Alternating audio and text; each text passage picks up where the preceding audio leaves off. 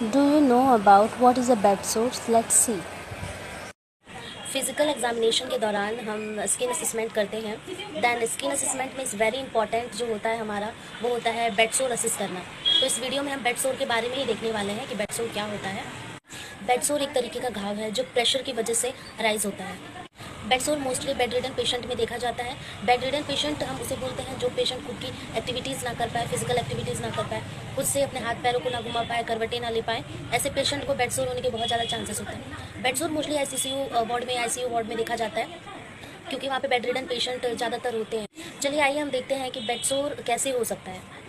चलिए हम देखते हैं बेड पेशेंट जो बहुत दिन से बेड रिडन पड़ा हुआ है। तो जो पेशेंट है वो बेड रिडन है, सुपाइन पोजीशन, सीधी पोजीशन में पड़ा हुआ है। तो उसका कौन कौन सा एरिया जो होगा वो प्रेशराइज्ड होगा। फर्स्ट उसका सिर, पीछे का सिर जो ऑक्सीपिट बोन होता है वहाँ पे उसको प्रेशर फील होगा। प्रेशर होता है, फील क्या होता है, प्रेशर वहाँ पे बना रहता है।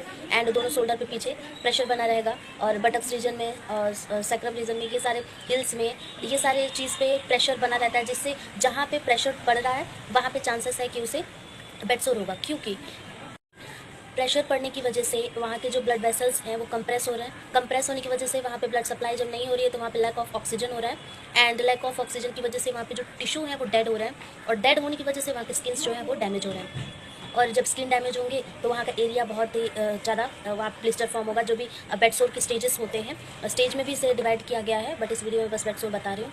तो ये चीज़ है कि यहाँ पे बेड सोर अकर होता है। ये बहुत ही गहरा घाव होता है अगर हम इसे ट्रीट ना कर सकें। इसके लिए हमें क्या करना चाहिए?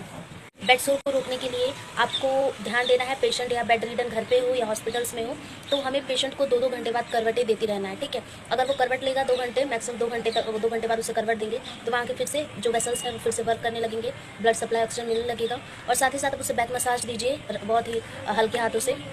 तो ये सारे और हाइजीन जो है उसका मेंटेन रखना है, केयर करते रहना है। बेड सोर एक बहुत ही अच्छा साइन, मतलब एक साइन होता है जिसे हम ये पता चलता है कि हम पेशेंट की कितनी केयर कर रहे हैं। अगर किसी पेशेंट को बेड सोर हो गया तो इससे ये पता चलता है कि आप उसका ना अच्छे से केयर कर रहे हो, ना आप उसको पोजीशन दे रहे हो 2 घंटे बाद, ना उसकी पोजीशन चेंज कर रहे हो, और ना ही आप उसे हाइजीन उसका मेंटेन रख रहे हो। तो बेड सोर होने का सबसे मेन कारण ये 3 चीज़ है जो आपको ध्यान देना है। बेड सोर किसी को भी हो सकता है, घर पर भी बहुत सारे पेशेंट्स होते हैं बेड रिडन होते हैं, तो ये चीज़ ध्यान दें। Thank you for watching my videos. Please like, share and subscribe. Thank you.